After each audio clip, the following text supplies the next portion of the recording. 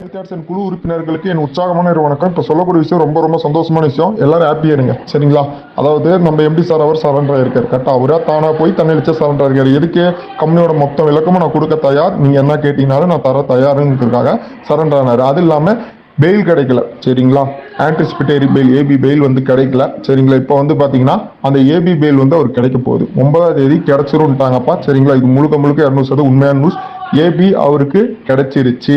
9ஆம் தேதி அன்னைக்கு வெளியே வர போறாரு. வந்துட்டு பேமெண்ட்டை பத்தி பேச போறாரு. எல்லாம் தயாரா இருங்க, சரிங்களா? அதாவது பொறுமையா இருந்தா பூமி ஆழ்வான்னு சொல்றது இதுல உங்களுக்கு ஒவ்வொரு நாளும் நீங்க எல்லாம் உணர்ந்துட்டு இருப்பீங்க.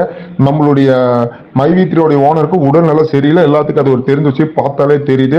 ஒரு மனுஷன், அதாவது நம்மளால ஒரு கடன் பிரச்சனையே சமாளிக்க இவ்வளவு கஷ்டப்படும் போது ஒரு மனுஷன் அவர் கீழே 50 லட்சம் பேர்த்தோடைய வாழ்க்கை இருக்கு, 50 லட்சத்து பேர்த்தோடைய பொருளாதார வாழ்வாதாரம் இருக்கும்போது அந்த ஒரே மனுஷன் எவ்வளவு கஷ்டப்படுவாரு நீங்களே சொல்லுங்க.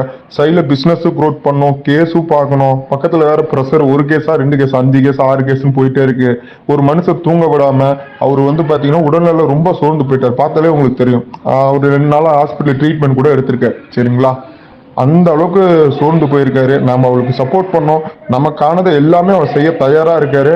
முழுக்க முழுக்க நம்ம நிறுவனத்துக்கு நம்ம சப்போர்ட் பண்ணா இப்போ இருந்ததை விட பல மடங்கு growth ஆகி நாம நினைச்ச மாதிரி 2026க்குள்ள உலகின் நம்பர் 1 நிறுவனமா வரதுல எந்த ஒரு மாற்று கருத்து இல்லை, சரிங்களா? எம்ஐ லைஃப்டைல்ங்கிற கம்பெனி 2 வருஷத்துக்கு முன்னாடி இதே மாதிரி மேனேஜரை பிடிச்சி ஜெயில போட்டாங்க. இதே மேனேஜர் போய் ஜெயில போற அவரு போய் சரண்டர் ஆகி எல்லாருமே எல்லா கேள்விக்கும் தீர்ப்பு கொடுத்து இப்போ அவரு வெளியே வந்திருக்காரு. வெளியே வந்து இப்போ எம்ஐ லைஃப்டைல்ங்கிறது நெட்வொர்க் மார்க்கெட்டில் வேலை 2வது இடத்துல, உலகில் 2வது இடத்துல இருக்கு அந்த கம்பெனி. இதே மாதிரி தான் நம்ம எம்டி சார் மாதிரியே தான் உள்ள சரண்டர் ஆகி, சரிங்களா? அவர் இப்ப 2வது இடத்துக்கு கொண்டு வந்தாரு. அப்ப நம்ம ஃபர்ஸ்ட் எடுத்து கொண்டு வர முடியாதா? சாத்தியம். நம்பிக்கை வச்சா எதனாலும் முடியும், சரிங்களா? பொறுமையோட காத்துங்க.